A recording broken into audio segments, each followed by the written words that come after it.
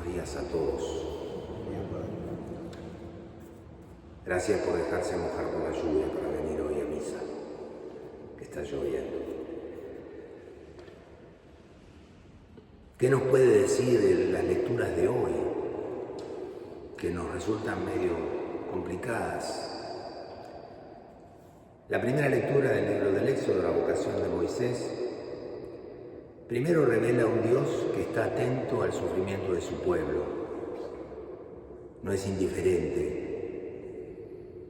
Un Dios que se empieza a revelar que no es indiferente a lo que nos pasa. Por lo tanto, no es indiferente a lo que te está pasando a vos. Y es un Dios que se da a conocer y elige a alguien como respuesta a su clamor, al clamor del pueblo. Dios siempre está buscando cómplices para que puedan actuar en su nombre.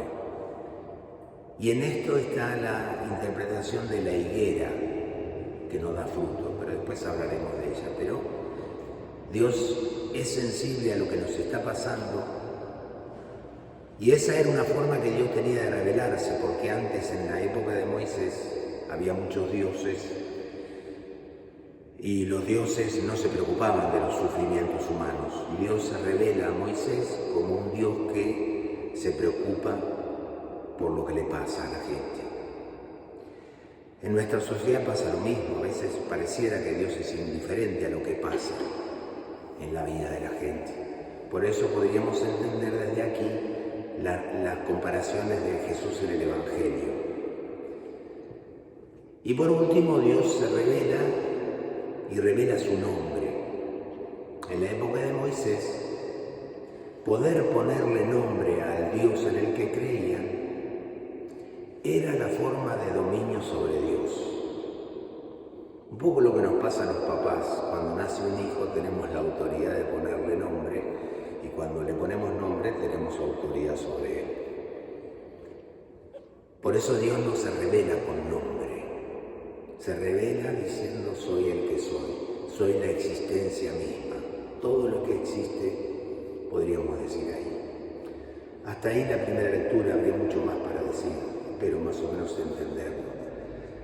Y Jesús se revela de nuevo como Moisés, a quien elige Dios para dar respuesta al sufrimiento humano. Primero lo hace a través de Moisés, con sus limitaciones, y es lo que San Pablo dice en la segunda lectura que escuchábamos de la primera carta a los Corintios. Esa nube que acompañaba al pueblo de Dios no garantizó estar bajo la nube de Dios, que el hombre usara su libertad para querer hacer la voluntad de Dios.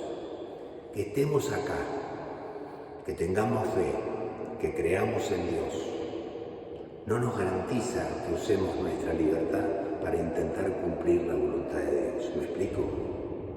Esa nube no fue garantía de salvación. La garantía de salvación es cuando el hombre le entrega a Dios su libertad. No para esclavizarse, sino para hacer la voluntad de Dios, que sabe qué es lo mejor para nosotros. Porque a nosotros nos encanta creer que sabemos qué es lo mejor. Y nos encantaría, por lo menos a mí, no sé si a ustedes, me encantaría que Dios cada tanto me pidiera un consejo para ver qué hacer.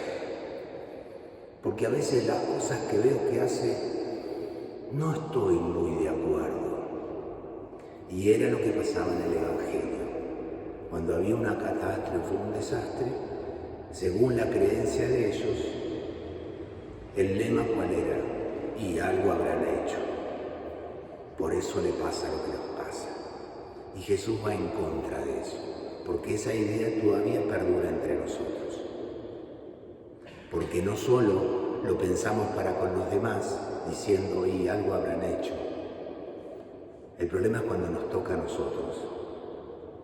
Y cuando esa afirmación, algo habrán hecho por lo que les está pasando, nos toca a nosotros, ya no lo afirmamos, lo preguntamos. ¿Qué hice para merecer esto? ¿Sí o no? Y entonces Acá se juega en el corazón del hombre y de la mujer el deseo de que las cosas nos cierren, encontrarle lógica a todo, porque encontrarle lógica a todo, respuesta a todo, es una forma de manejar el poder y es una forma que nos da seguridad. Y la seguridad, ¿qué nos garantiza? No depender de nadie. Y en las cosas de Dios no hay seguridad. Las cosas de Dios es necesario animarse a depender de Dios. Y aunque no entendamos lo que está pasando, aceptar que Dios sabrá por qué. Como nos encantaría que nuestros hijos o nuestros nietos, por nuestra experiencia que nos dio vivir y que tal vez se convirtió en sabiduría, quisiéramos que nos hagan caso cuando les decimos algo, porque nosotros sabemos y no nos hacen caso. Y después aprenden por experiencia. Es esto lo que muestra Jesús en el Evangelio. Y a veces las respuestas de Dios no están en lo que está sucediendo. Catástrofe. El primer ejemplo del Evangelio pone la decisión de Pilato, que decide matar gente y mezclarla con el sacrificio. Ahí es cuando la intervención humana hace daño. Y el segundo relato fue la naturaleza, que hizo que se cayera la muralla y nosotros no podemos decidir cuando decide alguien más poderoso por nosotros, y tampoco podemos decidir cuando la naturaleza actúa por sus propias leyes. Pero sí podemos intervenir en dar respuesta a lo que ya sucedió. Voy a poner un ejemplo, pero para que me entiendan. Bahía Blanca. Los habitantes de Bahía Blanca son más pecadores que nosotros por lo que les pasó. No, es la naturaleza, los errores humanos, y Dios no puede contradecirse a sí mismo, negando la libertad para solucionar las cosas.